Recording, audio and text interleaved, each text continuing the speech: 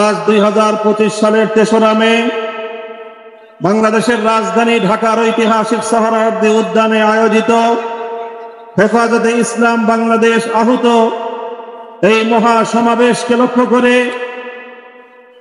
আমি সর্বপ্রথম স্মরণ করতে চাই ওই সকল বীর শহীদদেরকে। শাপলা থেকে 2024-এর জুলাই বিপ্লব পর্যন্ত রক্তের রাঙা যেই পথ পাড়ি দিয়ে বাংলাদেশ 2024-এর 5ই আগস্ট দ্বিতীয়বারের মতো স্বাধীনতা অর্জন করেছে।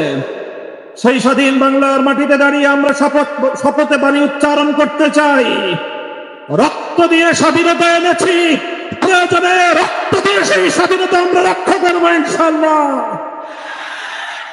স্বাধীন বাংলার মাটিতে দাঁড়িয়ে আমরা বলতে চাই, নারী সংস্কারের নামে আল্লাহর কোরআনকে, ইসলামকে যে কটাক্ষ করা হয়েছে, ধর্মীয় উত্তরাধিকার বিধান, পারিবারিক বিধানকে নারী পুরুষের মধ্যে বৈষম্যের প্রধান কারণ বলে আখ্যায়িত করে বিতর্কিত নারী বিষয়ক কমিশন এদেশের সংখ্যাগরিষ্ঠ মানুষের ধর্মীয় অনুভূতিতে আঘাত প্রদান করেছে। ধর্মীয় অনুভূতিতে আঘাত প্রদান করবার অপরাধে তাদের বিরুদ্ধে আমরা রাষ্ট্রের শাস্তিমূলক ব্যবস্থা দেখতে চাই। হেফাজতে ইসলাম বাংলাদেশ বলতে চায়, এই তথাকথিত পশ্চিমা ধ্যান ধারায় বিশ্বাসী বিতর্কিত নারীবাদীদের আদর্শ এবং দর্শন নয়, বরং হেফাজতে ইসলাম বাংলাদেশ ইসলাম প্রদত্ত আল্লাহর ঘোষিত নারীর ন্যায্য অধিকারে বিশ্বাসী। ইনশাআল্লাহ হেফাজতের সংগ্রামী মহাসচিব কর্মসূচি ঘোষণা করবেন। সারা বাংলাদেশ জুড়ে হেফাজতের নেতা কর্মীদেরকে আগামী মাসগুলোতে গোটা বাংলাদেশ জুড়ে নারীর ন্যায্য অধিকার আদায়ের জন্য মাঠে নামতে হবে। আমরা পরিষ্কার ভাষায় বলি, বাংলাদেশের স্বাধীনতার 53 বছরের মাথায় এসে সংবিধান সহ রাষ্ট্রের ব্যাপক সংস্কার কার্যক্রম শুরু হয়েছে। এই সংস্কার কার্যক্রম চলাকালীন সময়ে বহুত্ববাদের মতো এই বিতর্কিত একত্ববাদ বিরোধী কোন কনসেপ্ট বাংলার মানুষ গ্রহণ করবে না।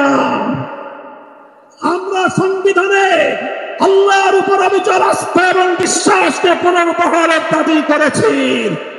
এই দাবি বাস্তবায়নের জন্য আগামী দিনে হেফাজতে ইসলাম বাংলাদেশ কঠোর কোন সিদ্ধান্ত নিতে হলে হেফাজত সেই সিদ্ধান্ত নেবে ইনশাআল্লাহ। আমরা পরিষ্কার ভাষায় বলি, ডক্টর ইউনূস সাহেবের সাথে হেফাজতের কেন্দ্রীয় নেতৃবৃন্দ অনেকবার সাক্ষাৎ করে বিনয়ের সঙ্গে আবেদন করেছি, আমাদের বিরুদ্ধে ফ্যাসিবাদী আমলে দায়েরকৃত মিথ্যা মামলাগুলো প্রত্যাহার করেন। কিন্তু কেন যেন মনে হচ্ছে আমাদের সোজা আঙ্গুলে বুঝি ঘি উঠবে না। প্রফেসর ডক্টর ইউনূস সাহেব, আপনি কি সে কথা ভুলে গিয়েছেন? এই সেদিন পরিষ্কার ভাষায় বলে দেই, তার সঙ্গে আমরা আওয়ামী লীগের চেয়ে ভিন্ন আচরণ করব না। শেখ হাসিনা দিয়েছে যেই পথে, আওয়ামী লীগের পালন যাতে সেই পথে। কোন রাজনৈতিক দল অথবা সরকারের মধ্যে রাজনীতিতে এই ফ্যাসিবাদী শক্তিকে পুনর্বাসিত করবার প্রয়ত্ন চালায়, তাদের সঙ্গে আমরা লড়াই করবো।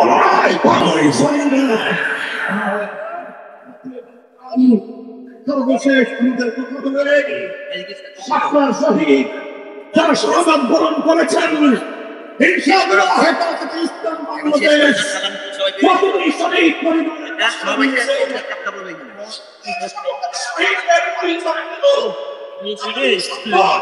ফ্যাসিবাদী আমলে অধিকাংশ বীর শহীদদের লাশ গুম করা হয়েছে, লাওয়ারিস হিসেবে তাদেরকে দাফন করা হয়েছে।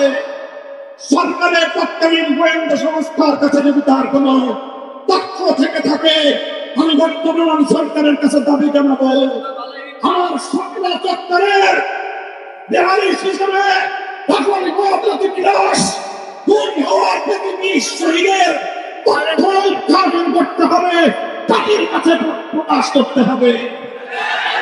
এর বাইরে গোটা বাংলাদেশে যতজন বীর শহীদান রয়েছেন প্রত্যেক শহীদের পরিবারের সঙ্গে যোগাযোগ করে আমাদের সর্বশেষ ভেরিফিকেশন এবং যাচাইয়ের কাজ চলছে। ইনশাআল্লাহ আমরা সকল রক্তের এই দেশের মধ্যে হেফাজতে ইসলামের পক্ষ থেকে আমাদের ভেরিফাইড সেই সকল বীর জাতীয় শহীদদের পরিচয় এবং তাদের গৌরবগত ইতিহাস জাতির সামনে আমরা তুলে ধরবো ইনশাআল্লাহ। সেই সকল রক্তের সকল বীর শহীদদের স্মৃতি বিজড়িত ইমানের তুল্যমূল্য কাফেলা শাপলা চত্বরের শহীদি কাফেলা হেফাজতে ইসলাম বাংলাদেশকে আমি আজ বাংলাদেশের স্বাধীনতার অদম্য প্রহরী হিসেবে ঘোষণা করতে চাই। আমরা বলতে চাই বাংলাদেশের ইসলাম এবং স্বাধীনতা এক সূত্রে গাথা। বাংলাদেশের ইসলাম এবং স্বাধীনতা এক সূত্রে গাথা। যারা বাংলাদেশের ইসলামের উপর আঘাত করে তারাই স্বাধীনতার দুশ্মন, তারাই স্বাধীনতার শত্রু। দেশ এবং ইসলাম স্বাধীনতার এই শত্রুদেরকে যেখানেই পাওয়া যাবে সেখানেই প্রতিহত করতে হবে, সেখানেই প্রতিহত করতে হবে।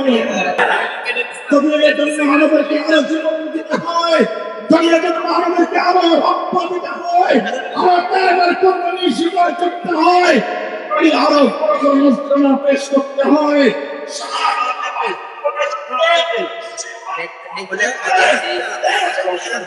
রক্ষা করার জন্য আল্লাহ পাগলের হাতে করতে